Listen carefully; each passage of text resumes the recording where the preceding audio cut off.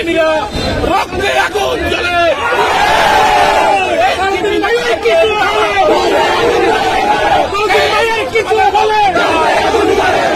নাসিরউদ্দিন পাটোয়ারি প্রকাশ্যে ক্ষমা না চাওয়া পর্যন্ত তাকে প্রক্রিয়া করা হবে।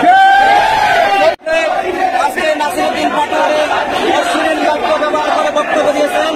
তার পরিবারে কক্সবাজারবাসী আজকে হত্যানের প্রতিবাদ মিছিল শুরু করে আজকে অবস্থান কর্মসূচি দিয়েছে।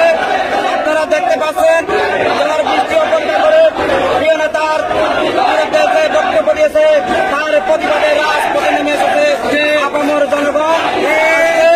এখান থেকে আমি আহ্বান জানাবো এনসিপি নেতা নাসিরউদ্দিন পাটোয়ারিকে জাতির কাছে অবিলম্বে ক্ষমা চাইতে হবে।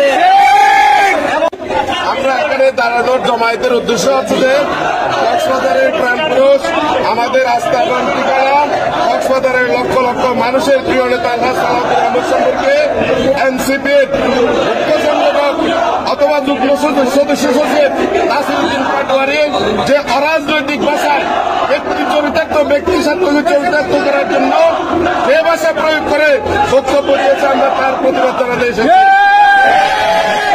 নাসিরউদ্দিন পাটোয়ারি প্রকাশ্যে ক্ষমা না চাওয়া পর্যন্ত তাকে প্রক্রিয়া করা হবে।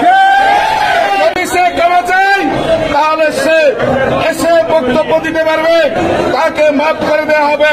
যদি সে প্রকাশ্যে ক্ষমা না চায় তাহলে তাকে চকরিয়ার মানুষ অবাঞ্ছিত ঘোষণা করবে। জুলাই পদযাত্রার নামে আসছে, তারা আওয়ামী লীগকে পুনর্বাসনের জন্য এসেছে। কোন শহীদ পরিবারকে তারা সময় দেয়নি, কোন আহত শহীদ যোদ্ধাকে জুলাইয়ের যোদ্ধাকে কোন সম্মান দেখায়নি, তাদের সাথে সৌজন্যমূলক সাক্ষাৎকারের সময়টুকু পর্যন্ত দেয়নি। তারা রাজনৈতিক স্বার্থ চরিতার্থ করার জন্য আওয়ামী লীগকে পুনর্বাসন করার জন্য এবং বড় বড় ডোনেশন দেওয়ার জন্য তারা কক্সবাজারে এসেছে। তাদের আচরণ দেখে মনে হয় তারা কিশোর গ্যাংয়ের সদস্য। এই কিশোর গ্যাংয়ের সদস্য সিনিয়র টিমদের দ্বারা দেশের উন্নয়ন কখনো সম্ভব নয়।